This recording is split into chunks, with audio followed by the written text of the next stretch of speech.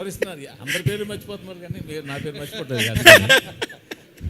కాదు. ఏంటి మెగాస్టార్ దగ్గరికి పట్టుకెళ్ళింది ఈ కథేనా? ఈ ప్రశ్న ప్రసన్న గారిని అడగాలి.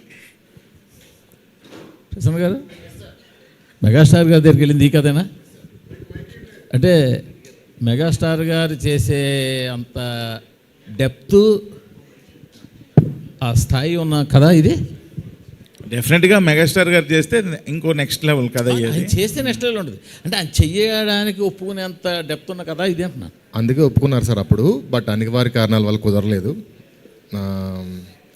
యాక్చువల్గా ఇంకా కరెక్ట్గా చెప్పాలంటే ఫస్ట్ రావు రమేష్ గారికి అనుకుని రాసిన కథే సార్ ఇది. పూర్తి డైలాగ్ వర్షన్ కూడా అయిపోయిన తర్వాత ఈ కథ బాగుంది, ఆయన ట్రై చేయవచ్చు అని మధ్యలో ఒక ఫ్రెండ్ తీసుకెళ్ళారు అక్కడికి.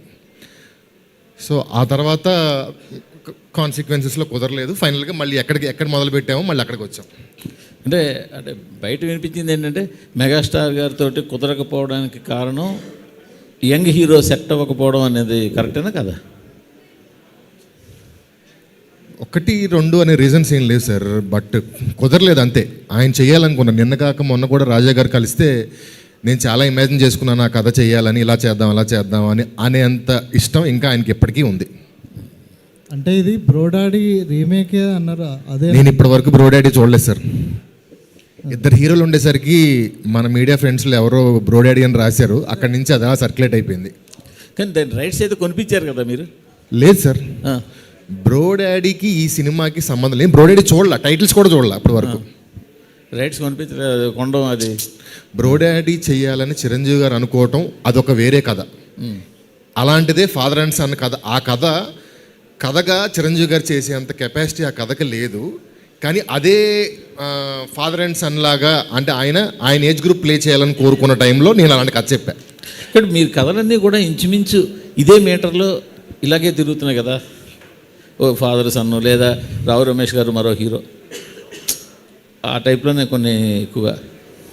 ఈ కథ అందరికంటే ముందు మీడియాలో మీకే తెలుసు అనుకోండి సార్. మీరు బాగుందని 2-3 సార్లు చెప్పిన తర్వాతే నేను చేశాను ఇక రాశాను. ఇక ఇవన్నీ తిరిగి నాలుగు పడేస్తారు.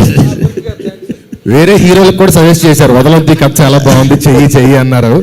మూర్తి గారే అంత సీరియస్ తీసుకున్న తర్వాత నేను సీరియస్ తీసుకోవద్దు బాగోదు తీసుకున్నాను. ఫస్ట్ అసలు ఆద్యం పోసిందే మూర్తి.